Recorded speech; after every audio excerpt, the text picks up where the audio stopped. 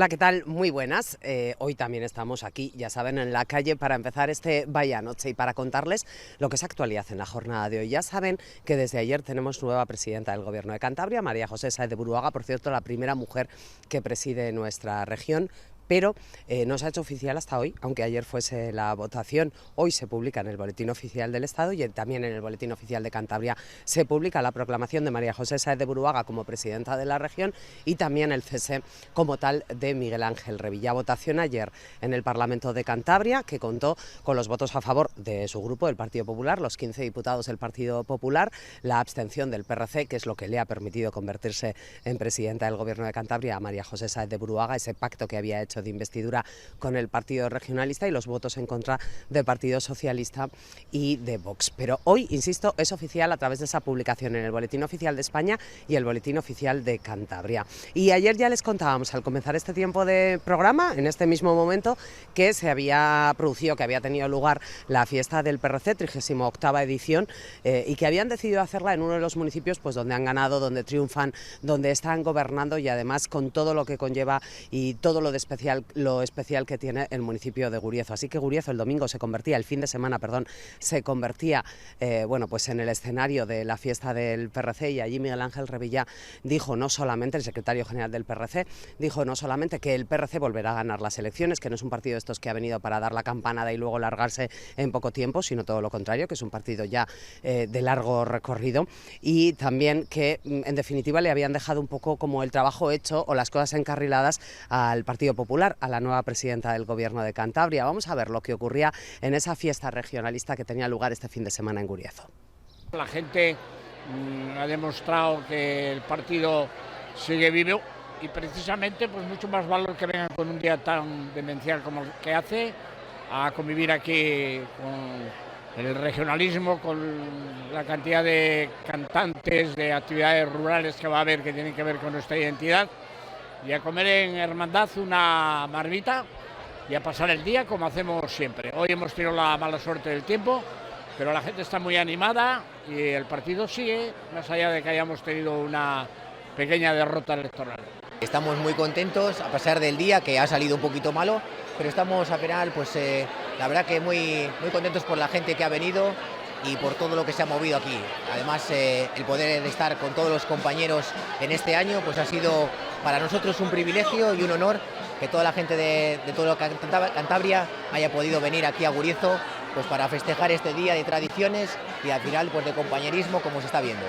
Un día muy esperado, es nuestra fiesta anual, donde además de revivir las tradiciones, el folclore de Cantabria, pues es un día de convivencia para todos los regionalistas, militantes y también, como no, simpatizantes y todo el que quiera acercarse a Guriezo. Muy importante que lo hagamos aquí en Guriezo, en vuestra comarca. Aquí ha habido una legislatura muy complicada, no solo para nosotros, sino para los vecinos de Guriezo, para los guriezanos, y ahora hay un gran alcalde con una estabilidad que va a permitir recuperar todo lo perdido. Es el sitio ideal e idóneo, y expectantes a la una al discurso de nuestro secretario general, donde hablará de la situación política actual, como no, repasará la situación por la que pasa el partido y que vamos hacia adelante con 33 alcaldías, gobernando en 40 ayuntamientos, con un tanto por ciento muy elevado, más de un 55% de concejales en equipos de gobierno, y a trabajar estos 4 años para volver a ganar las elecciones en las próximas convocatorias, que es el objetivo del partido. Han venido muchísimos puestos de todos los productos agroalimentarios a los que tú muchas veces me has acompañado a visitar. Hay deporte rural, estamos a 3 minutos de que el secretario general del partido dé su discurso, y sobre todo muchísima gente que ya veis que ya está cogiendo sitio para poder luego degustar lo que cada uno hemos traído de casa, un pincho de tortilla y en armonía, y escuchar la música que por la tarde. Un día de conciliación de la gente del partido, un año más, este año de forma especial, como siempre ocurre cuando estás gobernando y dejas de estarlo, pero la gente del Partido Regionalista se ha citado, se ha conjurado en venir, y aquí, a pesar del agua, muchísima gente que ha venido a acompañarnos, a vernos, a encontrarnos un día al año, que eso es muy importante. Es un año diferente, pero bueno, con tenemos que tener una ilusión renovada y el convencimiento de que todo esto va a salir adelante. Y en clave municipal hoy nos centramos en Laredo, donde les contamos el nuevo capítulo referido al edificio Tenis. Ahora lo que sabemos es que el Tribunal Superior de Justicia de Cantabria, en un auto remitido recientemente al Ayuntamiento, lo que hace es dar la razón a la demanda patrimonial que habían solicitado dos vecinos afectados por el edificio Tenis, es decir, a una especie de compensación por el derribo al que se va a someter el edificio. Es un derribo parcial, ya saben que hablamos de una sentencia que se dictó hace 30 años y que toca ejecutar ahora. Bueno, pues en todo este trasiego han ocurrido muchas cosas, entre otras que los vecinos solicitaban, una reclamación patrimonial. Ahora el Tribunal Superior de Justicia de Cantabria da la razón a dos de esos vecinos que han solicitado esa reclamación patrimonial. Veremos qué es lo que ocurre y cómo acomete ahora o cómo obedece ahora el Ayuntamiento a lo que la Sala ordena. Sí que sabemos que evidentemente en el seno del Gobierno del Ayuntamiento de Laredo hay preocupación con este asunto, como es lógico y como es normal, que se iba a convocar una junta de portavoces para tratar este tema y también tratarlo con el abogado que defiende los intereses del Ayuntamiento, que no dejan de ser los intereses de todos los laredanos. Es un asunto delicado el de la sentencia del Tenis y todo lo que está ocurriendo a la hora de ejecutar esta sentencia, y es un asunto del que nosotros seguiremos muy pendientes. También uno de los asuntos que se ha convertido en protagonistas o en noticia en las últimas horas, pero claro, ahora suena muy frívolo, ¿no? Primero hablar de una sentencia de derribo y ahora hablar de otra cosa que es noticia o lo va a ser en los próximos días. Hoy se ha hecho la presentación de la que va a ser una nueva edición de la fiesta Laredo Yeye, que ya saben que se va a celebrar el 22, 23 y 21, 22, 23 y 24 de julio, para que se hagan idea. El fin de semana de las elecciones, cuando estamos convocados a votar a esas elecciones generales, ese fin de semana se celebra el Laredo Yeye, de jueves a domingo, con todo lo que el Yeye trae consigo y también con las, no sé si dificultades, pero la urgencia a la hora de organizarlo, que era un poco lo que ha destacado el alcalde Miguel González, el alcalde de Laredo,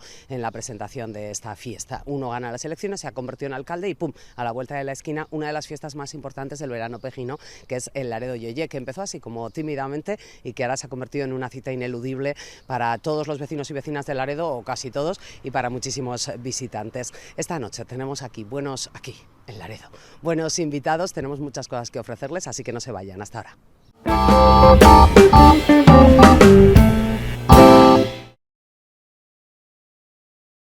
Nos hemos colado en el Ayuntamiento de Laredo porque hoy queríamos mantener entrevista con uno de los nuevos concejales y además poco a poco tendremos que ir hablando con todos ellos.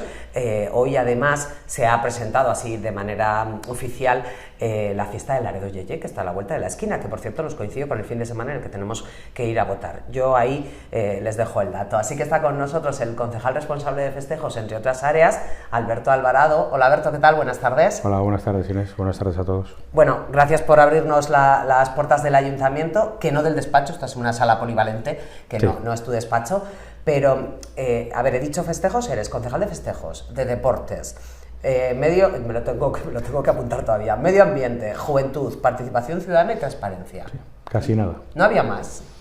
Bueno, pues oye, estamos en una situación que me ha tocado coger esta responsabilidad y adelante, con muchas ganas. A ver, venga, vamos por partes. Voy con tu parte de concejal de festejos porque hoy nos habéis comunicado que hay fiesta Laredo Yeye, que además tenemos aquí el cartelote. Es el 22-23 de julio. 22 es sábado, ¿no? Sí, porque el 23 es domingo, que tenemos que ir a votar.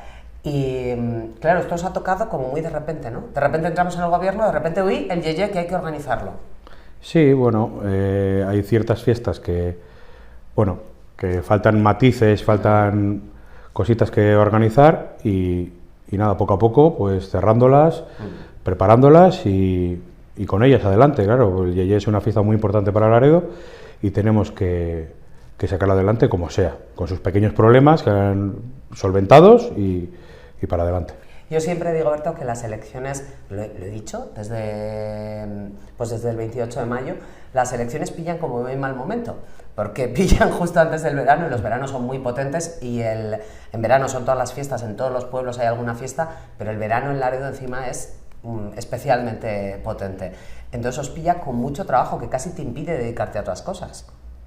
Bueno, estamos con una dedicación a media jornada, como dice en la serie, como es el Aquí no hay quien viva, ¿no? De 7 de la mañana a 7 de la tarde sin parar el ayuntamiento, y poco a poco vamos a sacar todo adelante, el trabajo que sea le vamos a sacar adelante. El tema de las elecciones, pues sí, la verdad que para ser una zona de ocio, de veraneo, pues nos ha cogido un poco a traspiés, pero es lo que hay, no tenemos otra, no es cosa nuestra y lo sacaremos adelante lo mejor que podamos, pero hay que ir a votar y todos a votar. El otro día, no sé a quién se lo le hacía este mismo comentario en una entrevista, lo de las elecciones pillan en mal momento en mayo, que enseguida llegan las fiestas. Me dice, bueno, y si fuese en febrero pillaría con carnaval, y si las hacen en noviembre te pilla con la Navidad y la cabalgata de Reyes, nunca vendría bien. Bueno, para Laredo no es tan así, ¿eh? Es una fecha muy señalada para nosotros y estamos metidos en el verano. Laredo todo el mundo sabe cómo es muy intensa, hay muchos eventos casi a diario y bueno, también los turistas pues quieren disfrutar de sus días, de sus momentos de relajación y claro, nos metemos en unas elecciones generales y esperemos que no sea un hándicap para... Pues yo lo pensé el otro día, digo, porque además, mira, yo que tengo amigas veraneantas en Laredo y amigos veraneantes en Laredo que quieren venir a la fiesta de Yeye y van a venir, pero ya están planificando a qué hora se van, no quiero pillar mucho tráfico porque tengo que irme hasta no sé dónde y tengo que votar. Bueno, también tengo alguno que ya ha votado por correo, ojo. Muchísimo. Para poder estar en el Yeye, no digo el más. voto por correo es una alternativa a amargarte esas vacaciones. Y todos los que estamos por aquí, pues lo que tenemos que hacer es madrugar, ir a votar y luego disfrutar de todo el ocio que ofrece Laredo y todas las fiestas, que yo creo que es la mejor solución, madrugar y todos a votar. Mira, pensé que me ibas a decir que es la mejor fiesta, el Laredo Yeye. El Laredo Yeye tampoco se lleva celebrando tantos años, pero ha pillado mucha fuerza en los últimos. O sea, ya se ha asentado mucho. Sí, Laredo Yeye lleva ya varios años como una de las fiestas con mayor éxito y mayor afluencia de gente en nuestro pueblo. Laredo Yeye ya está instaurada y ya pues el éxito está asegurado, pero hay que cuidarla, mimarla, con darle novedades, darle giros continuamente pues para que siga esa inercia de fiesta como la conocemos actualmente, una fiesta pues que la gente la ha cogido con una fuerza pues que da no al nivel de nuestra gran fiesta Batalla de Flores, pero en el verano es una de las fiestas muy esperadas y con mucho éxito. Pues, ¿a qué no hay? Porque no, o sea, que no hago una comparación, pero en Laredo Yeye participa mucho más la gente, es muy fácil participar, es muy fácil vestirte de algo, igual vas a tema marracha, pero es muy fácil vestirte de algo, entonces la inmensa mayoría de la gente se disfraza y la inmensa mayoría de la gente se mete más dentro de la fiesta en ese sentido. Igual en la batalla, pues los que no estamos en ningún grupo de batalla somos espectadores y disfrutamos de lo que se ofrece, pero en el Yeye participa la gente. Sí, en Yeye pues es que yo creo que la esencia de la fiesta es esa participación masiva de todo el mundo, que ese fin de semana sale a la calle, se caracteriza un poco de esos años, de esas fechas, y sale a la calle y queda con sus amigos y es una fiesta de calle. Pues todo el mundo se vuelca en los eventos y participa mucho. Y eso es lo que hace una fiesta tan grande, porque cuando participa la gente es un éxito asegurado. Ya sé que acabas de entrar como concejal, entonces todavía pilla todo como muy de sopetón, pero como concejal de festejos, la Batalla de Flores os está dando mucha guerra. Ya nos ha contado aquí en el plato de 11 Televisión, nos contaba el alcalde Miguel el otro día el problema con los toldos, que el concurso para licitar, el contratar los toldos, para tapar las carrozas mientras montan, etcétera, quedó desierto. Habéis optado por comprar tela de toldo, ¿no?, y que la instalen los trabajadores del ayuntamiento, o ¿cuál es vuestro plan? ¿Qué estáis haciendo? Sé que estáis en ello, pero ¿qué estáis haciendo? Bueno, pues como bien has dicho, el concurso quedó desierto y entonces licitar otra vez un concurso, pues por problema de tiempos, de celeridad, los carrocistas necesitan los espacios preparados a unas fechas límite, pues nos hemos visto obligados a buscar soluciones rápidas, contundentes, y en ello estamos. Solo decir que va a salir bien, vamos entre todos poder salir de este problemilla de tiempos y dificultades, y el ayuntamiento junto con los carrocistas van a llegar a la fecha y sus carrozas van a salir a pista. Hombre, yo eso estoy segura. Ayatoldos son ayatoldos, ¿no? Bueno, los toldos son muy importantes. Que son muy importantes, sí, es verdad. Esto además, la gente que no es de Laredo o que no está muy metido en batalla no lo entiende, pero los toldos son muy importantes porque si no, pues no pueden montar lo que es la carroza como Claro, tal. tienen que trabajar en esos hangares, y luego pues sus obras de arte tienen que tener una intimidad para que cuando salgan a pista pues mostrar esa belleza y esa obra de arte. ¿Cómo están siendo? A ver, festejos, deportes, medio ambiente, estoy yo repasando mentalmente, medios de comunicación, transparencia y juventud. Tu alcalde y compañero de partido, Miguel, fue concejal de Juventud, y cuando él era concejal de Juventud, por lo menos un año que lo recuerdo yo seguro, sí, hacía el Día Internacional de la Juventud o el Día Mundial de la Juventud, y lo celebraba. Me acuerdo porque además ese año vino Mario San Miguel a tocar, y lo quiere recuperar. O sea que esa tarea ya sabes que la tienes. Sí, no, tiene una sensibilidad, Miguel tiene una sensibilidad con esa concejalía, y me ha dado un tiempo, pero ya me ha dicho... No, me ha dado un tiempo, pero eso iba a decir, que con la indicación de que esa concejalía tiene que coger fuerza y tiene que, a la juventud de Laredo necesita esa concejalía y preocuparse por los jóvenes, cuidarlos y que tengan todas sus necesidades cubiertas, porque para él, y bueno, para toda la corporación que estamos ahora, pero él tiene creo que fue su concejalía, tiene una sensibilidad especial, y nos lo ha hecho saber y lo vamos a realizar. Este es un equipo de gobierno en minoría y estáis, esto ya lo sabe todo el mundo, estáis 5 de 17 y tendríais que estar 9, entonces, claro, a cada uno os tocan más áreas de trabajo. De todo lo que te ha tocado, ¿cuál es lo que crees que te va a generar más complicaciones, o más trabajo, o más horas? No lo sé, la verdad. La verdad que no lo sé. Es abrumador el trabajo. Sí. Ahora mismo es abrumador. Dedico casi 24 horas al día cuando puedo, pues un rato a festejos, cuando puedo un rato a deportes, cuando puedo a medio ambiente. A ver, por carácter de urgencia, realmente ahora mismo ¿no? Festejos. Bueno, medio ambiente también estamos ahora mismo esta semana dedicándole una parte muy especial a solucionar esos problemas de siegas, de arbolado que tanto demanda la gente, pero lo vamos a solucionar en fechas próximas y trabajando vamos a sacar esos pequeños problemas adelante. Luego hay otras cosas pues que poco a poco me voy encontrando más cómodo, que dan un poco, como se suele decir, menos trabajo, pero bueno, dedicándome también esos ratos a esas partes de que aunque den menos trabajo, también hay que preocuparse de ellas, claro. Pues como bien decías, claro, el verano es más trabajo de festejos, de deportes, pero no, le dedico muchas horas, pero también todos los días una parte a esas pequeñas concejalías, o pequeñas concejalías que dan menos trabajo, sí, pero que hay que dedicarles tiempo todos los días. Además, tu concejalía está, de hecho el otro día hacíais presentación de actividades del mes de julio, porque festejos y cultura muchas veces van unidos, sí, festejos y turismo muchas veces van unidos también, ¿no? Al final el Yeye es turismo, la batalla de Flores es festejos y es turismo, la batalla de Flores es cultura también, si me apuras. Sí. Va todo un poco entrelazado. Esta mañana me decía en COPE Laura Recio, la concejal de Cultura y de Turismo, que habíais hecho la presentación del mes de julio, de las actividades del mes de julio, porque bueno, pues también queréis igual para agosto, para septiembre, darle un toque ya de las ideas del propio equipo de gobierno.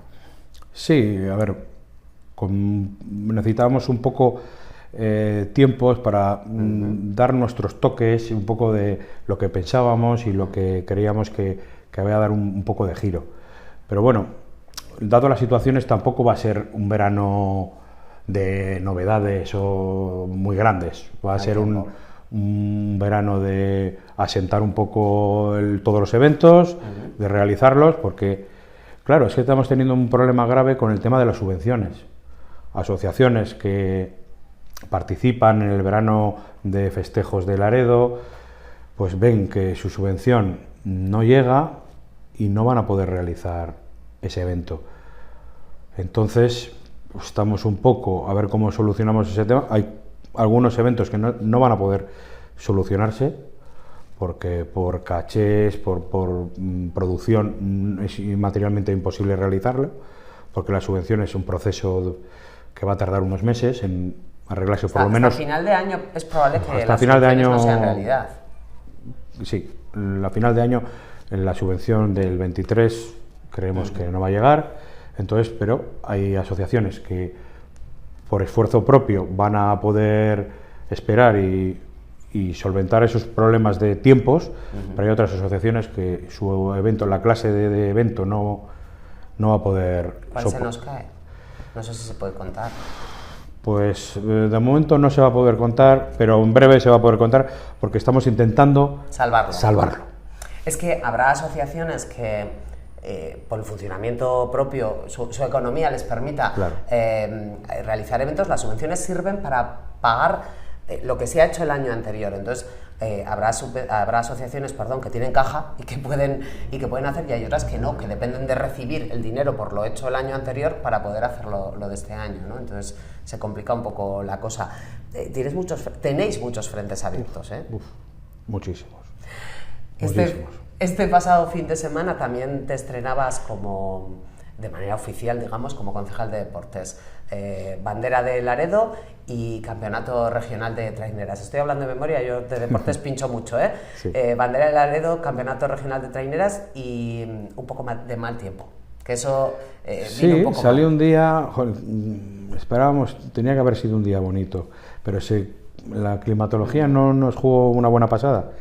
Además pues era esta lluvia racheada, pesada, sí, aburrida. Sí, estuvo ahí lloviendo sin parar y un poco, pues esa regata tan esperada y tan deseada, pues después de tantos años, pues un poco lo que es la afluencia de público la hizo pues un poco difícil.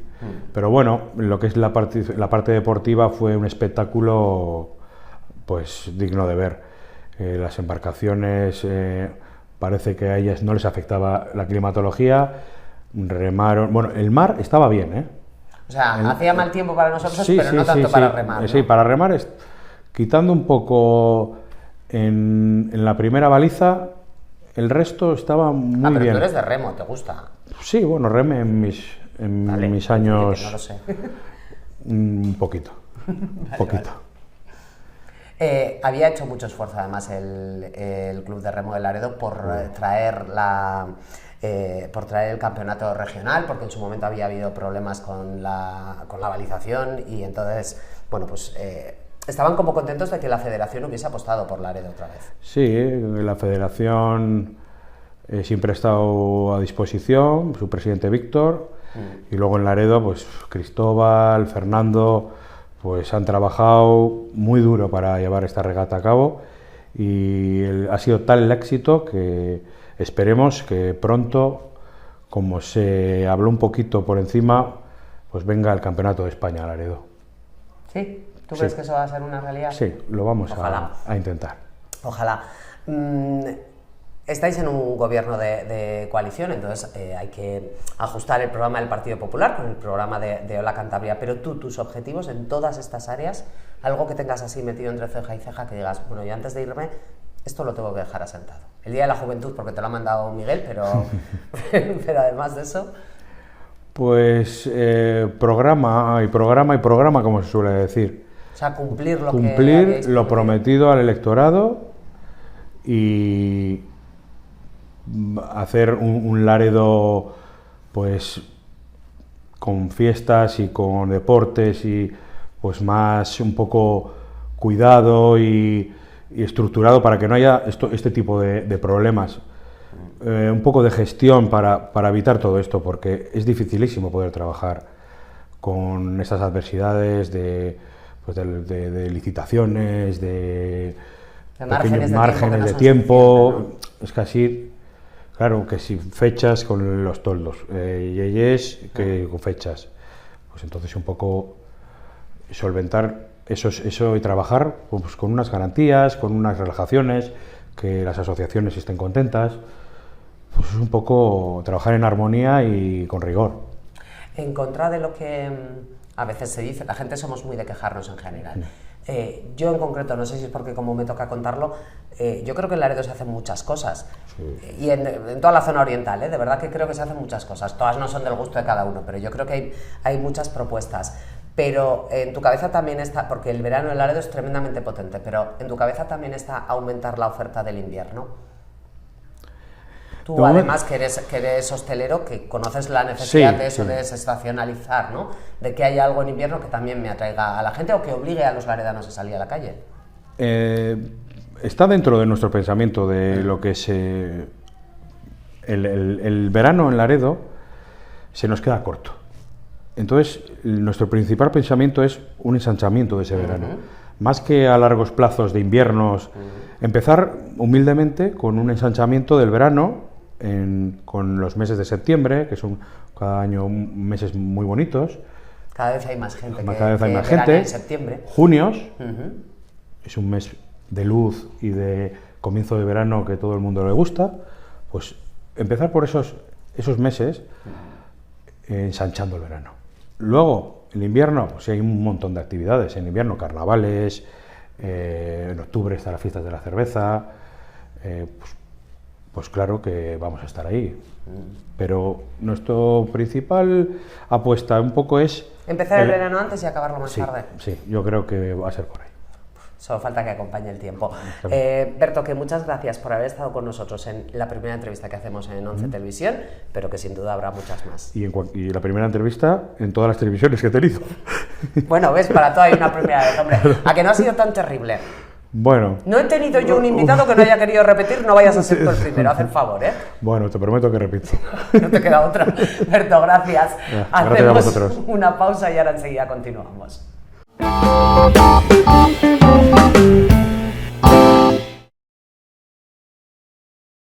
Pues hasta donde entendemos aquí en 11 Televisión, tenemos aquí a nuestra izquierda un hotel de insectos. Dicen que es un ecosistema creado de forma artificial, con elementos naturales, para que todos los insectos puedan sobrevivir, reproducirse y aumentar la biodiversidad de los ecosistemas. Y de insectos trata también este programa, porque yo creo que la disciplina artística de la que vamos a hablar es muchas veces pues una disciplina extraña, ¿no? En el buen sentido, evidentemente, de la palabra.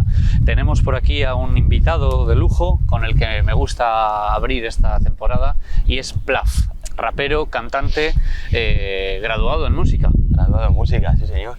Muchas veces yo creo que se desvirtúa el rap del conocimiento musical, ¿no? Y es un prejuicio, un gran error. Bueno, tiene muchas etiquetas el hip hop, ¿no? A mí siempre me ha gustado no ponerme etiquetas, hacer música. Yo, porque aparte de escribir canciones y demás, toco el piano. También, bueno, pues me dejo llevar por otros instrumentos. He aprendido hace unos meses, como soy profesor de música también, y los aulas de música, como cuando empiezas en esta profesión de la docencia, tienes que moverte un poco por todos los institutos donde te van llamando, ¿no? Y algunos aulas tienen este instrumento, tienen otro y tal, y yo pues me gusta experimentar. Hace poco aprendí un poquito de batería, nociones básicas de guitarra y tal, y como todo se puede meter en cualquier género musical, al final lo puedes fusionar todo y no me gustan mucho las etiquetas.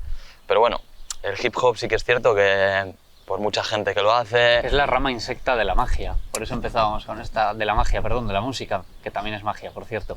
Por eso empezábamos con esa etiqueta, ¿no? Que muchas veces la gente tiene un prejuicio que es muy equivocado. La gente hay mucha desinformación con delincuencia, con drogas, que puede ser, pero también puede ser cualquier otra cosa, porque al final rapear tiene un proceso previo que es escribir, y puedes escribir lo que puede ser poesía o puede ser lo peor del mundo, ¿no? Pero puede ser lo que sea, y se puede hacer poesía también de lo peor y de lo mejor. Y además, contarle a nuestros telespectadores que tú eres la antítesis de esos prejuicios. Tú Tú eres un tipo sano, eres un tipo cuyas letras no son nada agresivas, ahora hablaremos de ellas. Eres la antítesis de lo que la gente considera que es el rap, ¿sí? Es un tema que yo creo que merece la pena poner sobre la mesa, ¿no? Que no tiene por qué. Es una forma más de comunicación, alejada de todos los prejuicios que tenemos. Al final, yo utilizo el rap como herramienta de muchas formas, ¿no? Pero también un desahogo. Decir, me ha pasado esto, tengo este problema, he aprendido esto, he vivido esto, me apetece compartirlo y la forma que yo tengo de enseñárselo a otras personas es decir, bueno, pues hago una canción. Busco primero una música que pueda pegar con ese contenido, con esa temática que quiero desarrollar y luego ya le pego mi toque. Puede ser más triste, más alegre, más bohemio, más, pues yo qué sé, ¿sabes? Pero siempre le intento dar mi toque y escribir. Por lo tanto, si yo en mi vida no me drogo, ni tengo un BMW detrás, ni voy con tías en bikini, ¿para qué las voy a enseñar o las voy a escribir, ¿no? En un vídeo o en mis propias letras? La música tiene que ser verdad, sobre todo, ¿no? En mi caso sí, otros pueden tirarse y hacer un personaje y les irá muy bien, pero yo también, esto lo digo muchas veces, yo escribo por placer, no por complacer, no escribo para gustar al resto, escribo primero para gustarme a mí.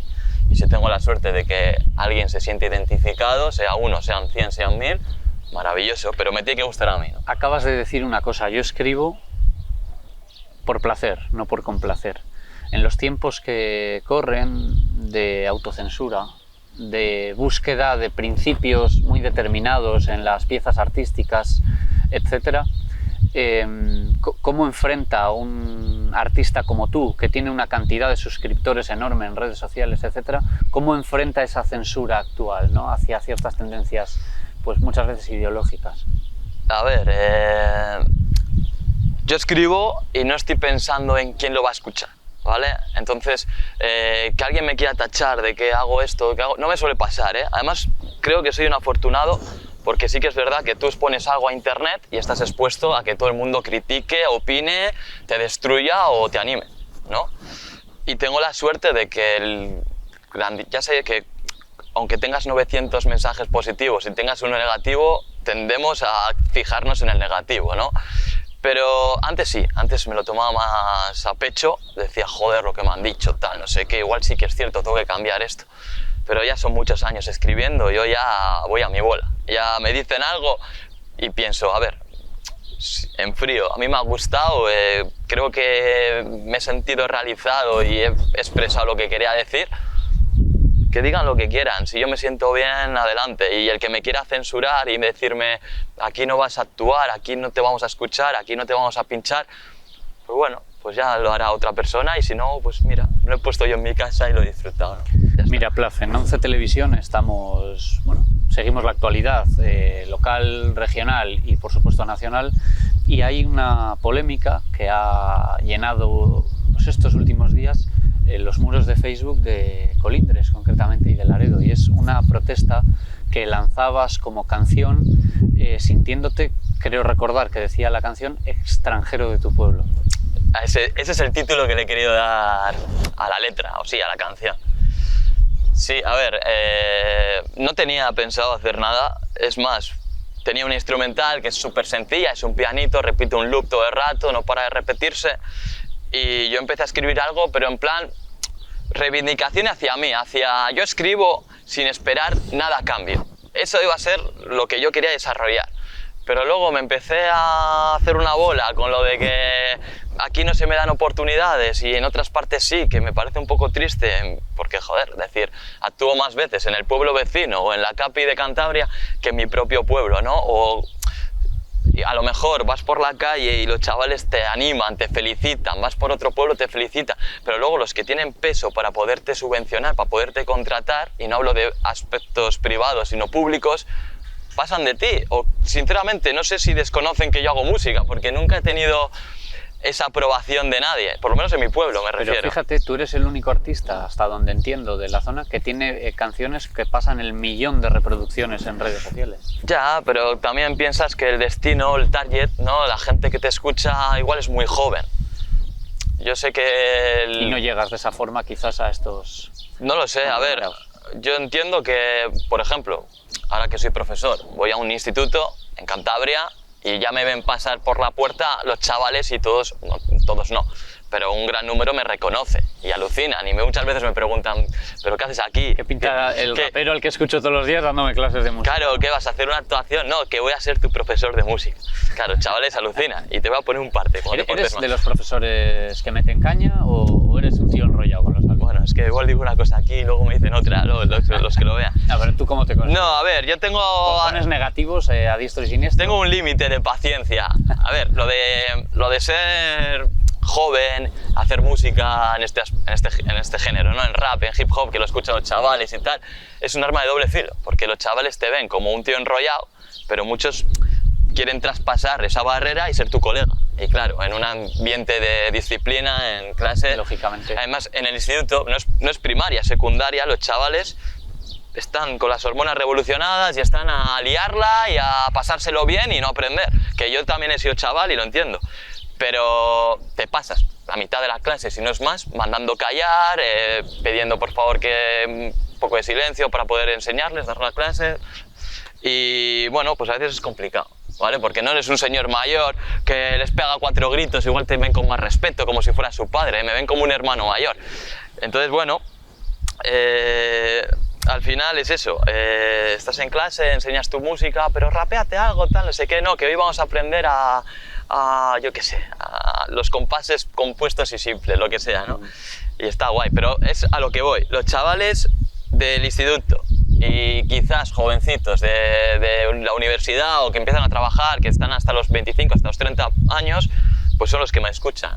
Luego hay excepciones, ¿no? Te puede escuchar uno de 50 años, de 60, que lo sabrá, pero menos, y también niños de primaria, que también menos, porque en primaria igual no entienden lo que quiero decir, no entienden, porque el rap se fundamenta mucho en las letras, y yo soy de soltar parrafadas, no de un estribillo pegadizo que se repite 20 veces y te queda... No, yo parrafadas y claro, si es un niño igual no entiendes. Mira, antes de despedirnos te voy a hacer una pregunta y después de la pregunta además te voy a meter en barro, ¿vale? Aprovechando que estamos en una marisma extraordinaria. La pregunta es la siguiente. Tu nombre es Julián, pero has escogido un nombre artístico que es Plaf. Yo sé que mucha gente ahí al otro lado de la pantalla estará pensando ¿de dónde viene eso de Plaf? Que suena a golpe, ¿no? Sí, bueno, mira, suena rompedor, ¿no? No lo sé. Es un apodo, es un mote que me puse ya, tenía 13 años cuando empecé a escuchar rap. Es decir, hablo de época súper primitiva, no existía YouTube. El internet estaba entrando en los hogares, pero lo teníamos 4 o cada vez lo empezaba a tener más gente. Es decir, escuchabas la música que sonaba en la radio y sonaba en televisión, no la que podías descargarte de internet porque estaba el Emule, estaba el Ares, ¿no? Y la gente para escuchar música se compraba un disco en la tienda. Entonces, yo no había escuchado el rap antes porque no tenía... En Colindres no se escuchaba, ¿vale? Y no tenía tampoco a nadie de mi alrededor que dijera, escúchate esto, ¿no? Era la época también de los CDs piratas, ¿no? Cuando empezaba el internet y te descargabas música y tenías CDs, incluso cintas de cassette. Los 2000 de 20. Los 2000 de 20, efectivamente. Bueno, no, de 20 todavía no. Todavía no, claro. Todavía no, Cardo, no. 20 faltaban años, sí. Y claro, un colega, yo iba al conservatorio, íbamos en coche, ¿no? Y como salíamos de Colindres, de Laredo, nos turnábamos los padres para que nos llevaran, porque era terminar el instituto y con la comida todavía en la tripa o sin haber comido y comiendo en el coche, yo igual salía a las 2:30 de clase y a las 3:30 tenía que estar tocando el piano en Santander, con su trayecto de media hora en coche y tal. Bueno, el caso es que nos turnábamos en coche y de esta que viene un colega y se trajo una cinta de cassette de SFDK. 2001, Odisea en el Lodo. Y ese disco, o ese cassette, porque estaba grabado en un cassette, fue el primer LP de rap que yo escuchaba en castellano. Había escuchado a Eminem un poco de fondo, la entradilla de Will Smith del Príncipe de Bel-Air y poco más. Pero claro, yo venía de escuchar Operación Triunfo, Estopa, La Oreja de Van Gogh, lo que sonaba en aquel entonces, ¿no? Maná y todo esto. Y veía gente que no cantaba de amor, que cantaba sus historias, sus rayadas de la cabeza sin ninguna pretensión de gustar al resto, sino de gustarse a sí mismos, porque al final decían cosas que no eran comerciales, eran cosas de ellos mismos. Y yo pensaba, joder, a mí me gustaba escribir, pues voy a hacer mis propias canciones, voy a empezar escribiendo lo que sea. Y había una canción, no sé de qué hablaba exactamente, pero tenía un trozo. En el rap se utiliza mucho la herramienta, el recurso de cortar la instrumental y la última frase soltar la capela para que gane más fuerza, para que se escuche mejor. Y había uno que decía, en este disco de SFDK, desde Londres el largo se esconde, saca su rifle, se cortaba la base y sonaba, y decía ¡plaf! Y yo, qué sé, tenía 13 años y dije... ¿Te marcó tanto esa frase? No, sí, me marcó la frase y dije plaf. Ahora lo veo un poco ridículo, sinceramente. O sea, yo muchas veces he pensado, me cambiaría el nombre, me lo cambiaría, pero es que todos me conocen ya como yo creo Plaf. que es parte de tu esencia también, ¿no? Es pues mira, distinto. Julián, o Plaf, como queramos llamarte en este caso, ¿no? Estamos en Limpias, en esta ría extraordinaria, en 11 Televisión, así que ¿qué te parece si antes de irnos, para todos nuestros espectadores que sé que lo están deseando, nos marcamos una improvisación pues que tenga que ver con la ría de Limpias, con esos patos que nos están viendo allí, por ejemplo, claro, que hay 3 especies de pato distintas, y con 11 Televisión, ¿qué te parece? Venga, vamos a... Esto es magia, ¿no? Sale... o sea, aquí sale un altavoz. No está nada preparado porque la verdad que la improvisación no es mi fuerte, pero bueno, es una buena ocasión. Bueno, yo te he visto improvisar, por cierto, en ocasiones muy punteras y hay que decirlo, lo has reventado. Bueno, no sé si reventado. Sé que has dejado el tema de las batallas de gallos, pero lo hacías también muy bien. Hace muchos años. Bueno, sí, es que yo he sido muy pacífico siempre, entonces nunca me ha gustado meterme con nadie. Bueno, a ver cómo suena esto. No sé si dejarla... Yo te... Ah, no, es por los graves, ¿no? ¿Suena bien ahí? ¿Qué tal? ¿Suena bien? ¿Se pilla el sonido? Estamos. De Limpias, ¿eh? De la ría. Y 11 Televisión, por supuesto. 11 Televisión, por supuesto. Y si ya te sacas un mago de la chistera, extraordinario. Bueno, yo, improvisando para, es 11 Televisión, no estamos ciegos, simplemente lo rapeamos con versos nuevos, aquí en Limpia, sin prejuicios, en el rap yo voy a improvisar aunque venga sucio, pillas lo del pueblo, el contenido, improvisando en Limpias, pueblos vecinos, desde Colindres y Laredo, Cantabria, les dejo en babia, rapeando, no se relajan, estoy haciendo versos nuevos con sustancia. Saca la chistera que te hago magia, saca un conejo, puede volar, improvisar, rapear no se me da mal, o eso me dicen, vas a flipar con el relato, yo tengo un trato, lo hago para rato, me escucha un pato, me dice Plaf, vente aquí a cantar, le digo claro que sí, soy de tu especie, soy un animal. Ahí está. Extraordinario. Extraordinario. Pues amigos míos, programazo con Plaf al que os aconsejamos que no perdáis de vista desde el marco incomparable de la ría de Limpias y nos vemos en 11 Televisión. Seguimos.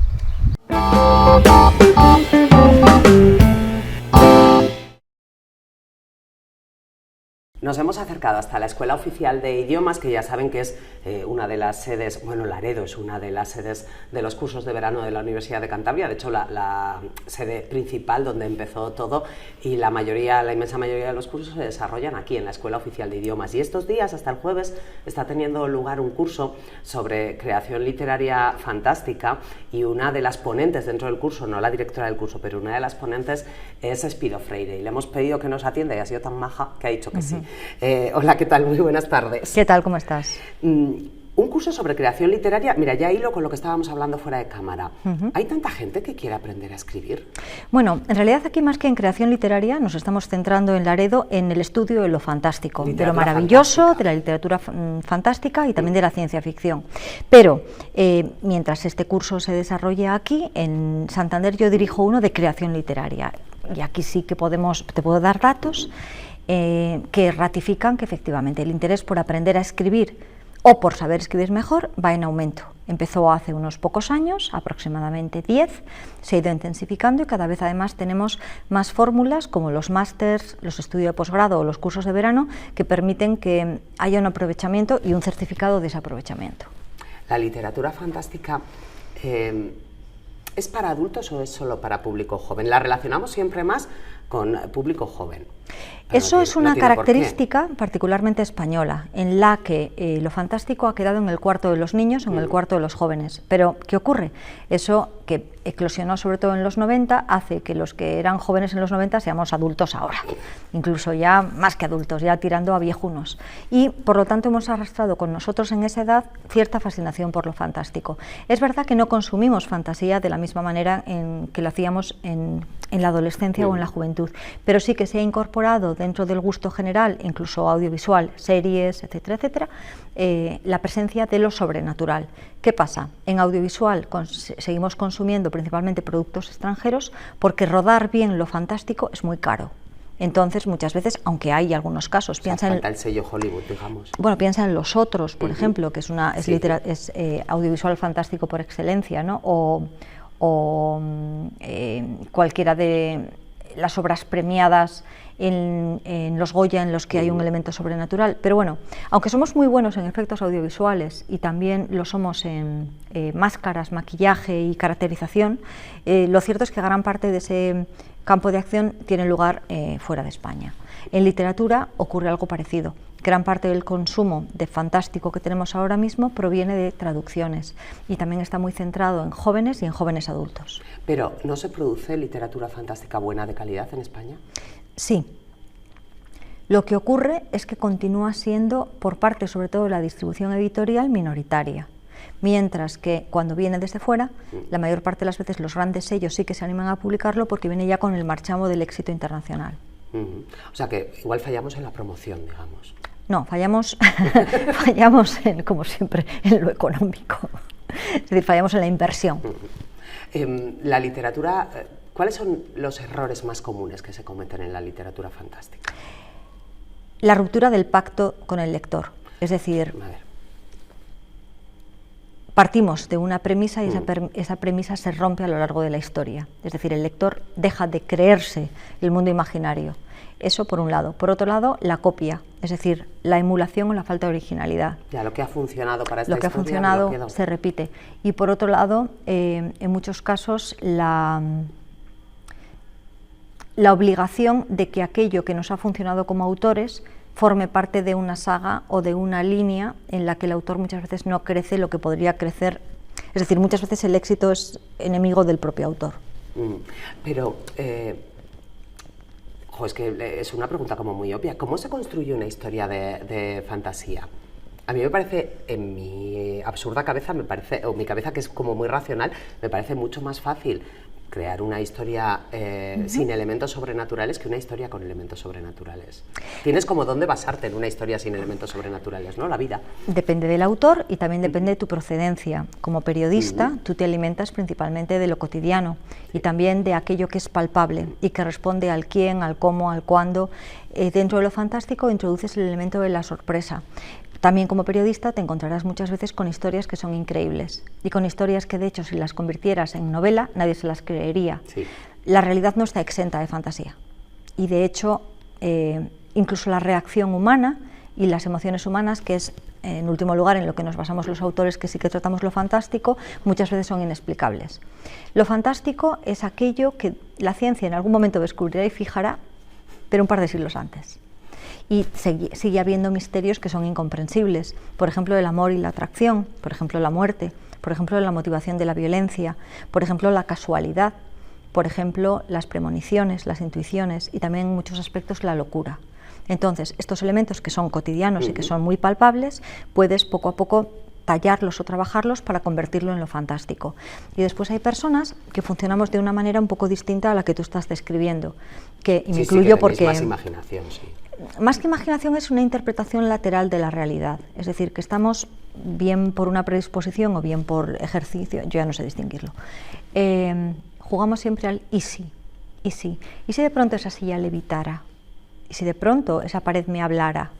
¿Y si de pronto todo esto se convirtiera en una especie de pesadilla en la que cuando salgamos las 4 personas, hay 2 que están viendo a los espectadores y 2 que no, saliéramos a la calle, el resto del mundo se hubiera congelado?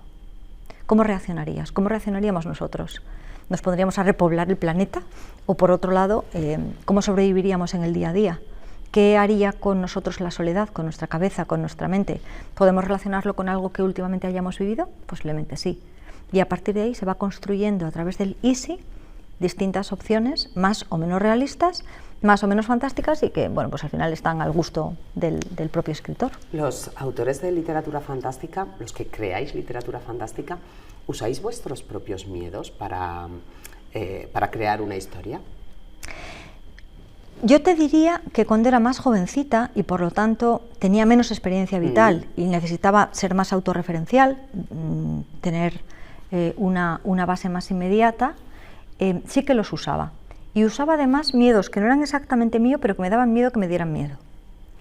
Vale. Es decir, era como la fantasía de la fantasía, sí, ¿no? O la anticipación de que eso pudiera ocurrir. Cuando me he ido haciendo más mayor y por lo tanto he acumulado también un registro de emociones, de experiencias, incluso de lecturas más variado, me he alejado más de mi propia experiencia para interesarme más por qué es lo que le aterra o qué es lo que le interesa a un lector determinado, ¿no? Al nicho de lectores que yo tengo en mente. Cuando hablamos de literatura fantástica, luego dentro de la literatura fantástica podemos tener diferentes cajones. Sí, hay muchos, ¿no? Hay muchos. Porque, quiero decir, es demasiado amplio hablar solo de literatura fantástica. Bueno, para eso sería muy interesante que quienes nos ven ahora se hubieran acercado al curso que dirige Carlos Fidalgo, porque ahí define muy bien, desde el principio de los tiempos hasta la actualidad, cómo la mitología, las creencias, las leyendas van originando distintos tipos de elementos de literatura maravillosa, literatura fantástica, literatura épica fantástica, literatura de ciencia ficción, y dentro de la ciencia ficción cómo se comienza a subdividir también en elementos diferentes: el terror puro, el terror mixto, el terror futurista, las distopías. Es decir, es un subgénero muy grande que a su vez se va subdividiendo, como tú dices, en cajones o cajoncitos, que son otros subgéneros, y en todos ellos hay obras maestras. O sea, literatura fantástica es Edgar Allan Poe y literatura fantástica es Becker con sus leyendas.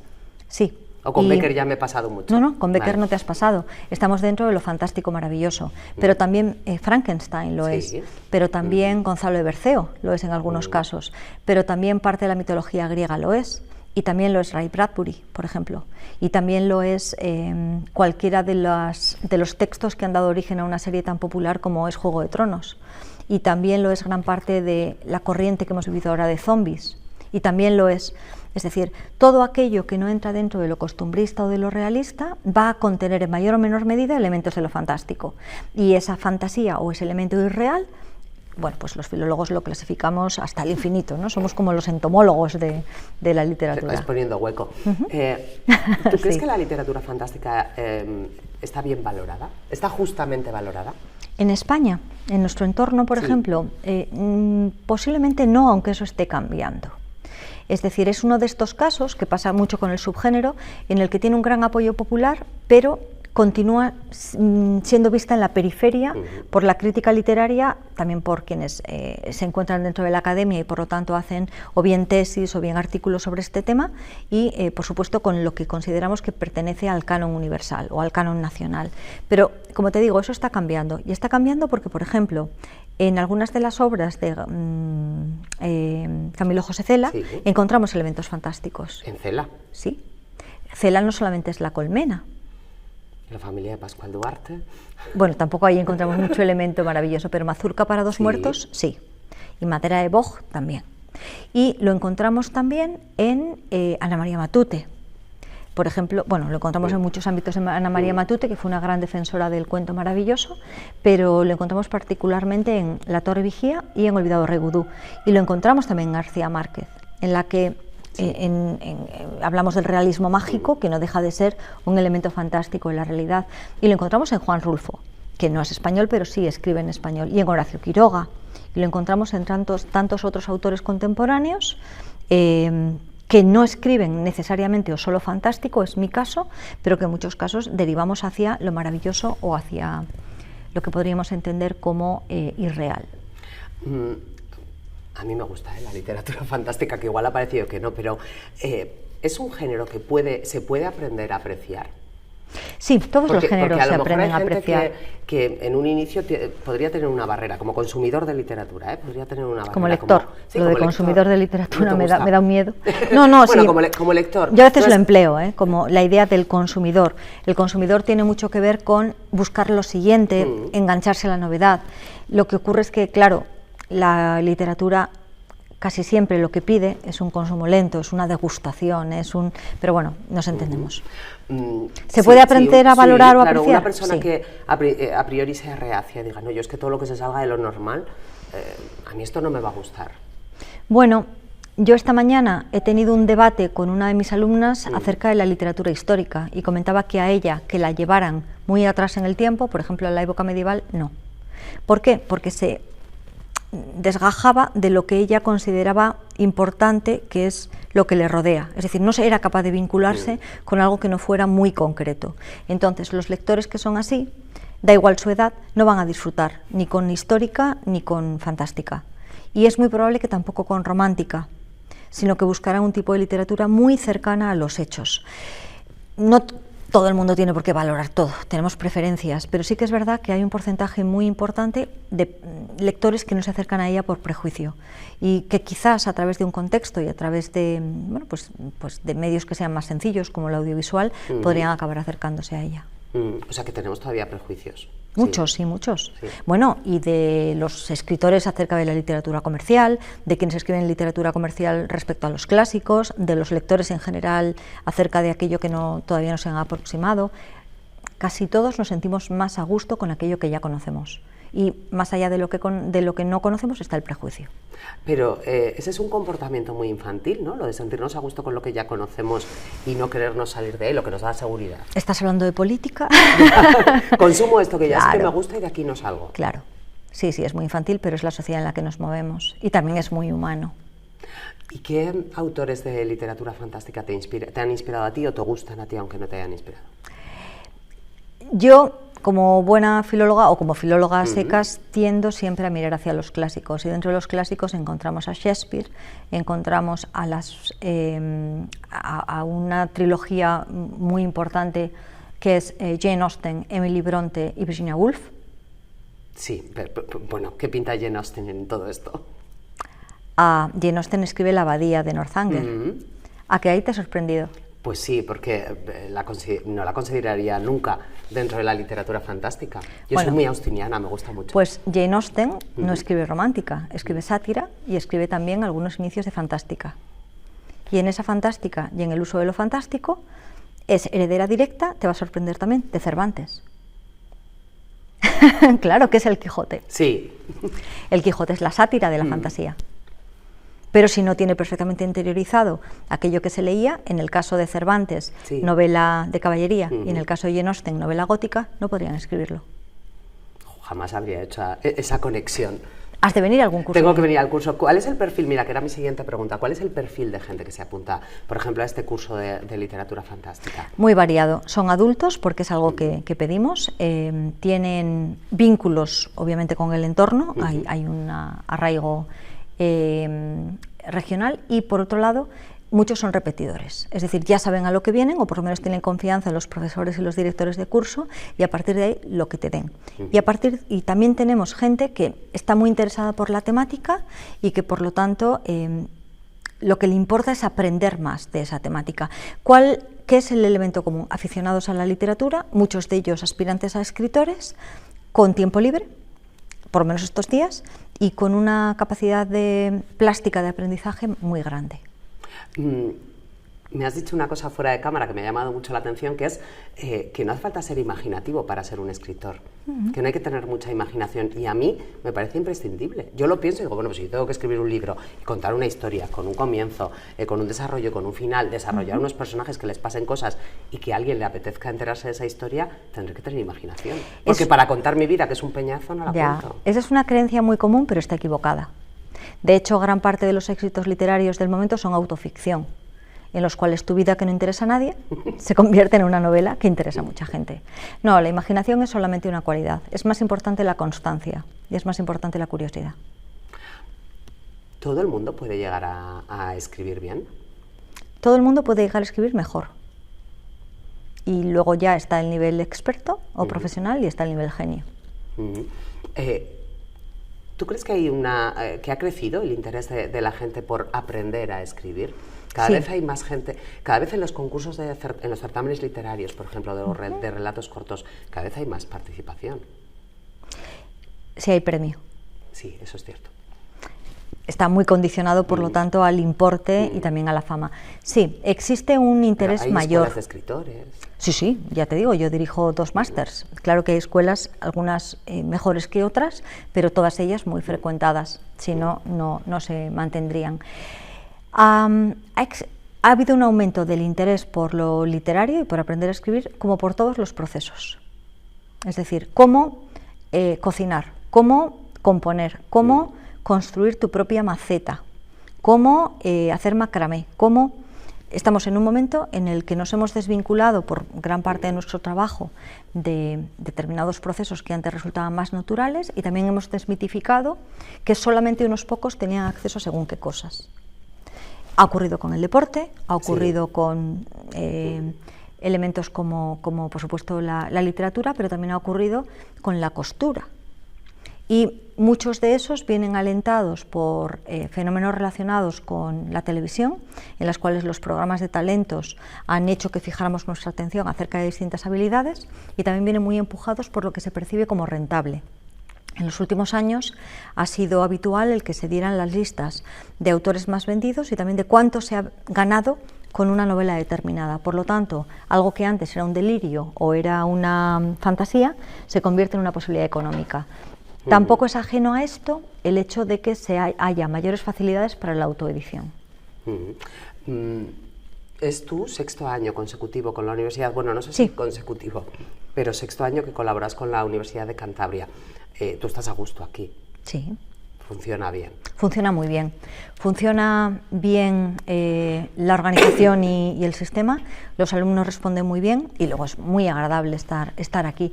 Es particularmente agradable, además, en mi caso, ¿no?, que soy de muy cerca, soy vasca, encontrarte con un temperamento que conoces, que es el de los cántabros, ¿no? También vienen vascos en muchas ocasiones. Muchos, a los cursos de verano, muchos. Y ya la última pregunta, ¿qué lees tú? Yo, de todo, yo soy omnívora, sí. Yo pillo clásicos, pillo poesía, menos, lo que menos leo es poesía, ensayo, novela contemporánea.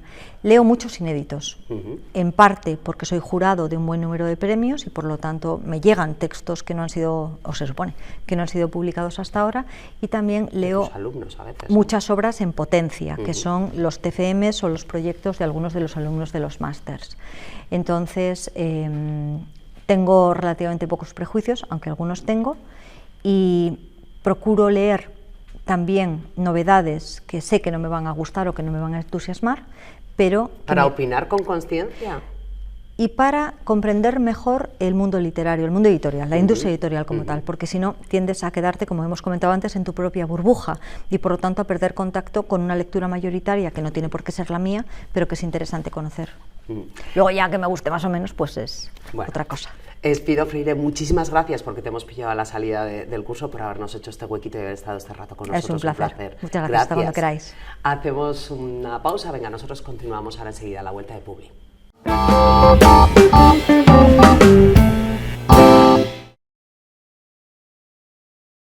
Enclave maravilloso, en compañías maravillosas, y además lo del enclave lo digo en serio porque estamos en una alameda espectacular en esta tarde de verano que sé que muchos vais a disfrutar, de los que nos estáis viendo, en sitios como este aquí en Laredo. Y estamos en una compañía maravillosa, estamos hoy con un artista, ya anuncié que esta edición de este programa, pues bueno, iba a estar muy vinculada con el mundo cultural, nuestros artistas, nuestros orfebres de el divertimento y lo literario, y hoy tenemos con nosotros pues al escritor y al poeta César Canales. ¿Cómo estás? ¿Qué tal, Alejandro? Pues bien, en buena compañía, como decía, y en un sitio que nos ha preparado Ernesto impresionante. ¿Qué te parece? Sí, el Laredo que todos conocemos, en plena Alameda, y un buen lugar para tener esta charla. Hay personas al otro lado de la pantalla que te conocen, pues bueno, por varias cuestiones, ¿no? Has estado relacionado con el mundo de la radio, has estado relacionado con el mundo de la política también, ¿no? Pero yo quiero centrarme hoy en esta conversación en tu faceta artística. ¿Quién es César Canales? Para todos los que se están haciendo esa pregunta ahora mismo. Hombre, César Canales, desde el punto de vista artístico, en este caso literario, pues es un escritor quizá no consagrado, escritor desde el punto de vista de la pues bueno, un poco de ese hobby que muchas veces podemos tener y que a veces se queda sin ir más allá, solo que en mi caso pues la posibilidad de aquel hobby de haber escrito en su momento pues tuvo la suerte de verse materializado en diferentes libros o aportaciones en algunas entidades culturales. Yo te conozco, si no recuerdo mal, en algún espectáculo de presentación de algunos libros, presentaciones pues, relacionadas con el mundo de la cultura y demás, pero es más tarde cuando me entero, como seguramente muchos os estéis enterando ahora de esta faceta de César Canales, de que escribes, de que lees muchísimo, porque esto yo tengo certeza de ello, que te apasiona la filosofía, la historia, la geología, y no es para menos, evidentemente, ¿no? Para todos los espectadores, yo tengo entre mis manos algunos libros, ahora hablaremos de por qué los tengo aquí, de la Sociedad Cántabra de Escritores. Antes de preguntarte cuál es tu aportación a estos volúmenes que yo tengo aquí, ¿podrías decirnos a todos qué es esta Sociedad Cántabra de Escritores?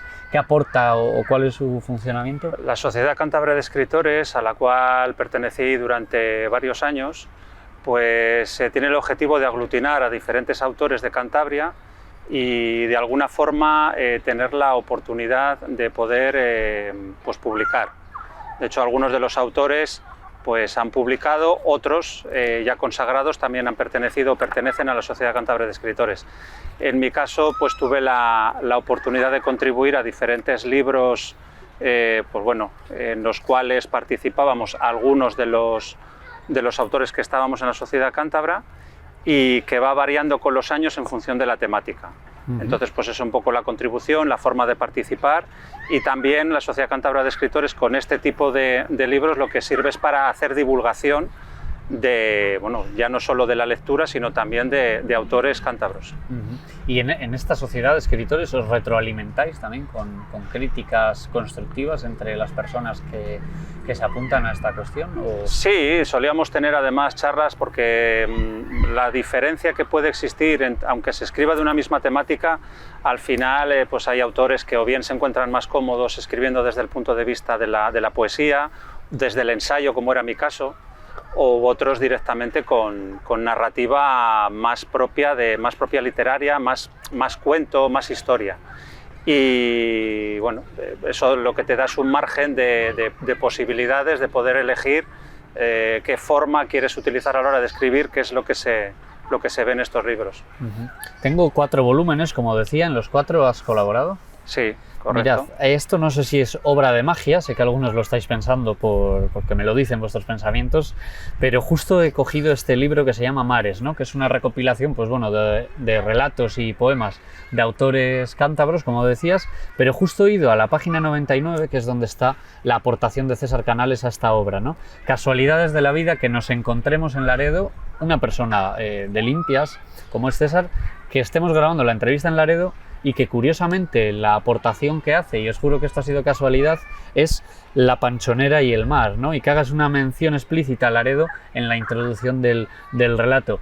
Yo no sé si creo en la magia o son teorías casi junguianas de sincronicidad, pero hombre, estas cosas me llaman muchísimo la atención. ¿De qué trata este relato? Sí, César? Bueno, este relato además viene vinculado porque parte de mi familia es de Laredo, aunque yo soy de Limpias. Y entonces pues esa parte del Laredo que tengo, tanto familiar como afectiva, ya que pues, fui estudiante del Bernardino de Escalante, tengo muchos de los amigos que tengo en la actualidad desde hace muchos años son de Laredo también, y aquí se cuenta un poco una especie de historia de ficción en la cual se entronca un poco la labor de las panchoneras, la labor de la gente del mar de Laredo, y ese trato directo con la mar, como si la mar fuera otra entidad con su propio conocimiento y su propio ser, y cómo los actos, las actividades, los comportamientos que realiza la gente de la mar pues tienen ese equilibrio, tienen ese respeto hacia, en este caso, el mar, y cuenta un poco esa historieta entre la relación del ser humano a través de las actividades de la mar en forma de, en este caso, de las panchoneras o de los pescadores. Cita César Canales en este relato: marinero laredano, de Laredo pescador. Buena pesca has capturado, ya llegas, gracias a Dios. Marinero laredano, de Laredo pescador. Duras y recias tus manos, blando y tierno el corazón. Sociedad Cántabra de Escritores, pero un montón de proyectos más en los que te has involucrado, muchos de ellos colectivos. Amalgama, La Madriguera, ¿qué nos cuentas al respecto?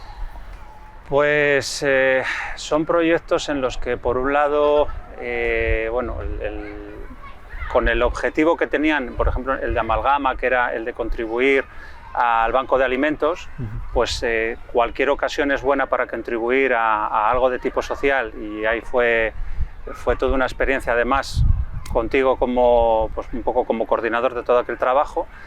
Y Amalgama y cualquier otro tipo de proyecto colectivo lo que te da es la ocasión de seguir divulgando, de seguir escribiendo y de seguir dando forma a las cosas sobre las que piensas o cómo las ves, ¿no?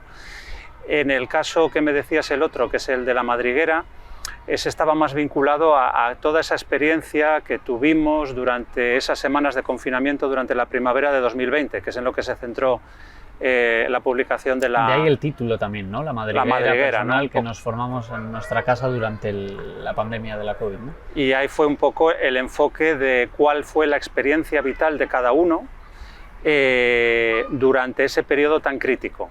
Entonces, pues bueno, al final es relatar una experiencia desde el punto de vista personal y siempre contextualizándolo la mejor manera posible de todo lo que fue aquella época, y casi pues como hace un pintor, ¿no? Casi como con trazos de pintura, pero trasladados a la narrativa del momento e intentando abstraerse de todo aquello que sucedió para poder escribir de la manera más objetiva, que es siempre lo más complicado. Y también con un fin solidario, si no me equivoco. Sí, aquello también fue con un fin solidario. Podríamos decir, por tanto, que tu trayectoria como autor, aunque también tiene una parte individual de la que vamos a hablar ahora, se ha vinculado mucho a lo colectivo y también a lo social, ¿no? Al movimiento social y a la ayuda al vulnerable. Sí, porque es importante que en la sociedad que vivimos actualmente, pues cada vez es más importante esa colaboración entre todos. No hay que centrarse muchas veces en lo que la vida nos lleva y nos depara y que nos hace dedicarnos a nuestras cosas, pero a veces es bueno, dentro de nuestro desarrollo vital, el dar un poquito más e intentar ayudar de la mejor manera, unos escribiendo, otros lo hacen de otra manera, quizá más estando encima, participando más, y yo creo que es importante. Y como decía, no podíamos irnos sin hablar de tus obras únicas, ¿no? Que hasta donde entiendo son dos. El fondo de un mar sin piratas, y tenemos otro por aquí que dice El mercader de la conciencia. ¿Cuál es el primero de tus dos libros? El primero fue El fondo de un mar sin piratas. ¿Cómo surge la posibilidad de llegar a publicar? Porque yo, por experiencia propia, sé que el momento en el que un autor se decide por primera vez a dar a conocer su obra, no quizás tanto desde lo colectivo, pero sí desde el prisma del autor, que es el encuentro común, ¿no? Que es el libro, la obra. Yo creo que es un momento, por un lado, difícil, pero por otro lado, apasionante, ¿no? Y cada historia de cada autor es un mundo. Por eso la pregunta, ¿cómo surge esta posibilidad?